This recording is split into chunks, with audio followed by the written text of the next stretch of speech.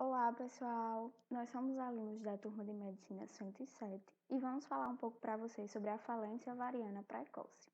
O grupo é composto por Beatriz Bezerril, Caio Abrantes, Juliana Sena, Marcos Vinícius, Maria Daniela, Natália Nínive, Késia Lins, Victor Bruno e Yane Carvalho. O que significa FOP? FOP é uma sigla utilizada para definir a falência ovariana precoce, que pode ser entendida como a falência gonadal feminina antes dos 40 anos de idade, ou seja, os ovários deixam de produzir hormônios e não liberam mais óvulos. Quanto à epidemiologia, essa patologia apresenta incidência de aproximadamente 1 em cada 250 mulheres com idade de até 35 anos e de 1 em cada 100 mulheres com idade de até 40 anos. A sua causa geralmente é idiopática, ou seja, significa ser de surgimento espontâneo ou causas desconhecidas, apresentando-se assim em cerca de 74 a 90% das pacientes que adquirem a patologia. Como se dá a apresentação clínica da falência ovariana precoce? Um dos primeiros sinais de alerta, que é geralmente a queixa principal da paciente quando vai à consulta médica ou ginecológica, é a amenorreia, que significa ausência de menstruação.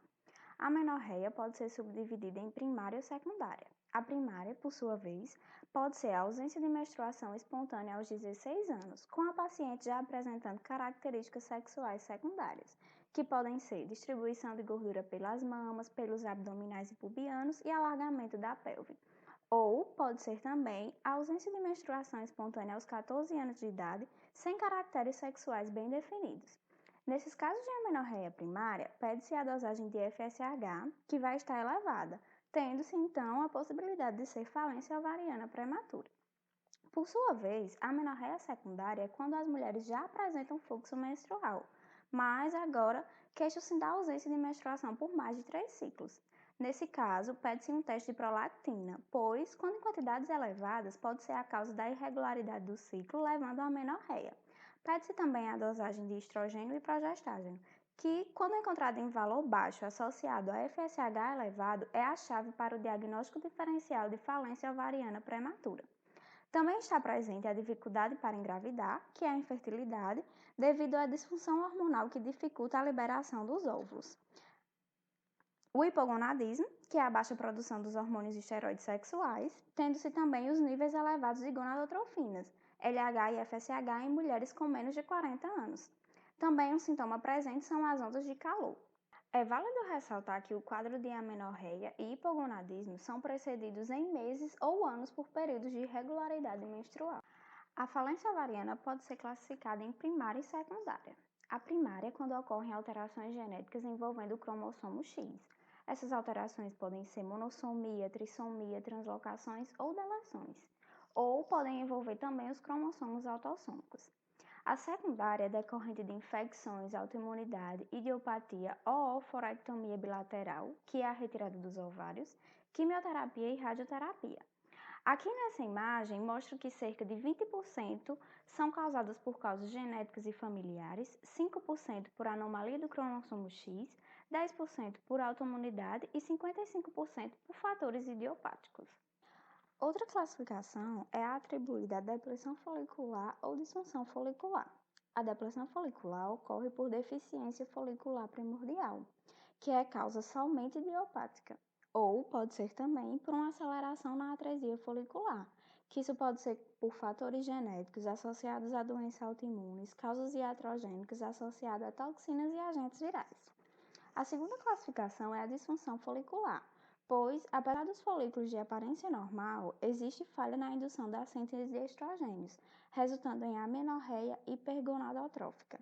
A causa é idiopática por deficiência enzimática. Aqui está um quadro mostrando as principais causas da depressão folicular, que é geralmente pelo número diminuído de folículos, de causa idiopática ou atresia folicular acelerada, que envolvem causas genéticas, doenças autossômicas, relação com genes de hormônios e receptores hormonais, doenças autoimunes, causas iatrogênicas e associações com toxinas e agentes virais. E a disfunção folicular, que é geralmente por causa idiopática, que gera uma deficiência enzimática. Evidências sugerem que as mulheres mais velhas, por diminuição do número de folículos, reduzem a produção de inibina B, hormônio que a principal função é a inibição do hormônio folículo estimulante, FSH, Ou seja, ocorrerá um aumento de FSH que, associado ao declínio na reserva folicular, levará ao maior recrutamento dos folículos restantes e, consequentemente, um aumento ainda maior da taxa de depressão desses folículos. De forma semelhante, é isso que ocorre quando acontece uma mutação no gene da inibina B, que é uma das causas genéticas que desencadeiam a falência ovariana precoce. A confirmação diagnóstica da falência ovariana precoce geralmente é baseada na história clínica e nos níveis elevados de gonadotrofina das pacientes. Pede-se, primeiramente, um teste de gravidez, para ver se a causa da amenorreia não é a presença de um embrião no útero.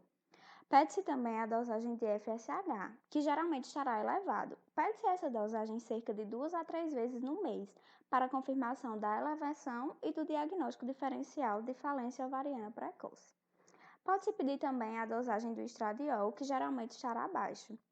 Pede-se também a dosagem do TSH, hormônio estimulante da tireoide, pois as doenças autoimunes da tireoide estão presentes em cerca de 20% dos casos de falência ovariana precoce. Pode-se pedir também a dosagem do hormônio antimuleriano, que geralmente estará abaixo, pois esse hormônio está associado à quantidade de folículos presentes no ovário. As principais consequências da FOP, falência ovariana prematura, incluem de forma mais presente a infertilidade, que também pode ser associada à presença de doença renal crônica e à osteoporose, pois os níveis de estradiol são necessários para manter um balanço de cálcio nos ossos. Também encontram-se presentes as doenças cardiovasculares, a diminuição do tamanho do útero e as alterações de humor, que podem causar depressão e ansiedade, estando essas relacionadas também com a diminuição dos hormônios ovarianos. Vou falar agora um pouco sobre o mecanismo de funcionamento do eixo hipotálamo-hipófise gonadal em homens e mulheres. Primeiramente, vamos abordar o funcionamento nas mulheres, mas o princípio do eixo é o mesmo. As células do hipotálamo sintetizam o hormônio liberador de gonadotrofinas, o GNRH. O GNRH, por sua vez, estimula a hipófise, de forma a estimular a produção do hormônio folículo estimulante, e o FSH, e a produção do hormônio luteinizante, o LH.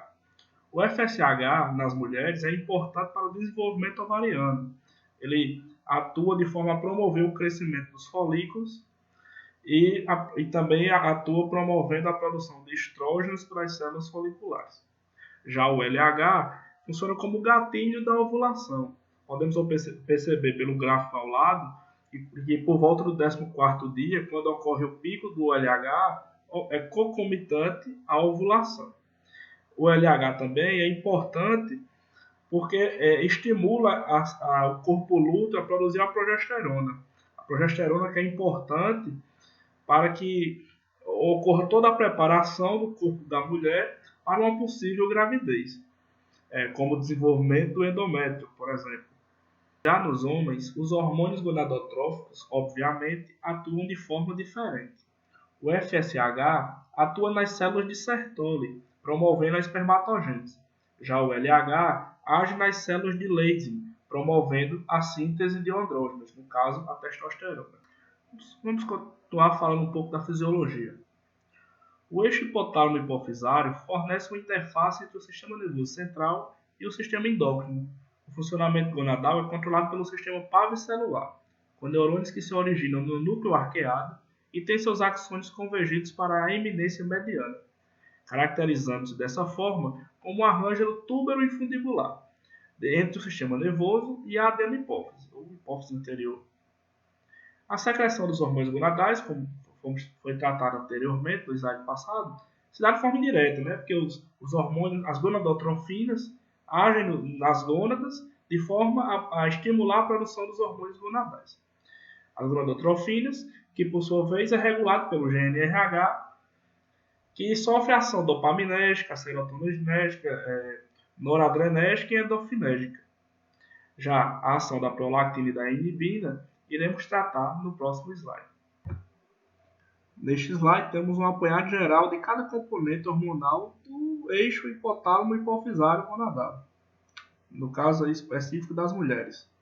Podemos visualizar com clareza o que foi abordado anteriormente, a atuação do GNRH, que atua estimulando a hipófise, que a hipófise produz os hormônios gonadotróficos, LH e FSH, que atua no ovário, estimulando o ovário, que por sua vez irá produzir os hormônios gonadais, o estradiol, progesterona e as inibinas. Estes hormônios, a estradiol e a progesterona, atuam podendo estimular ou inibir a atuação da hipófise. Já a inibina atua especificamente inibindo o FSH. Já um adendo para esse slide é a questão da prolactina. A prolactina é um hormônio que nas mulheres é responsável pela maior produção de leite no período de lactação e ela atua de forma a inibir a produção do GNRH no hipotálamo. Mudando um pouco o viés, vou tratar agora das causas de amenorreias em mulheres jovens. A amenorreia, como já foi definida anteriormente, é a ausência de menstruação em mulheres na idade fértil. Além da falência ovariana prematura, existem outros fatores que promovem a amenorreia em mulheres jovens. Um deles é a amenorreia causada por atividade física intensa, geralmente em mulheres atletas, caracterizada como amenorreia secundária de causa hipotalâmica, na qual a secreção pulsátil de GNRH está alterada. Tal fato é associado em alguns estudos a efeito de beta-endorfinas, no efeito inibitório do eixo hipotálamo-hipófise-ovário. Além disso, há o estresse constante e o baixo percentual de gordura corporal, inibindo, portanto, o controle exercido pela leptina. Outra causa de amenorreia em mulheres jovens é a ocorrência do septo vaginal transverso, condição rara de origem na fusão mal sucedida dos ductos miliarianos ou no processo de canalização da placa vaginal, levando a um problema obstrutivo que leva ao acúmulo de muco ou sangue menstrual. Com o envelhecimento, é normal que ocorra cessação da ovulação, com consequente interrupção da produção de estrogênio pelas células foliculares do ovário. Tal fato causa alterações metabólicas e cardiovasculares na mulher. Um dos fatores que aumentam o risco da mortalidade em homens e mulheres é a síndrome metabólica, e diversos estudos indicam uma maior prevalência da síndrome metabólica em mulheres pós-menopausa em relação àquelas em fase de pré-menopausa. Isso pode ser consequência direta da falência dos ovários, ou resultado de alterações metabólicas promovidas pelo aumento da gordura visceral, secundária à diminuição dos estrógenos. E qual a relação desse envelhecimento e da menopausa com o risco cardiovascular? O estrogênio apresenta um efeito vasodilatador, tanto sistêmico quanto regional, além de estimular a produção de NO e prostaciclinas, importantes agentes vasodilatadores. De sua diminuição, causa uma pequena e progressiva elevação da pressão arterial. Além disso, estudos sugerem uma associação entre a menopausa e o metabolismo glicídico, de forma que os indivíduos pós-menopausa apresentam maior grau de resistência à insulina. E qual a relação com a doença renal crônica? No que se refere à questão renal, há um aumento da relação androgênio-estrogênio, alteração no sistema renina-angiotensina, aumento da endotelina, estresse oxidativo, obesidade e ativação do sistema nervoso simpático. Estudos sugerem também a participação do ANP, o peptídeo natriurético atrial, que diminui sua ativação com a redução dos estrógenos produzidos pelos ovários. A associação de todos esses fatores leva à diminuição na taxa de filtração glomerular, que se traduz em doenças renais crônicas. Por fim, abordemos um pouco a respeito do tratamento da falência ovariana prematura. O primeiro aspecto envolve o suporte emocional, depois a abordagem da infertilidade, porque esse indivíduo não está menstruando, o tratamento hormonal, uma vez que os ovários não estão produzindo os hormônios ovarianos de forma adequada, a prevenção ou tratamento de doenças associadas ou decorrentes do próprio hipoestrogenismo, no caso das doenças, dos riscos cardiovasculares, das doenças renais crônicas, como foi abordado anteriormente, além da reposição, da terapia de reposição hormonal.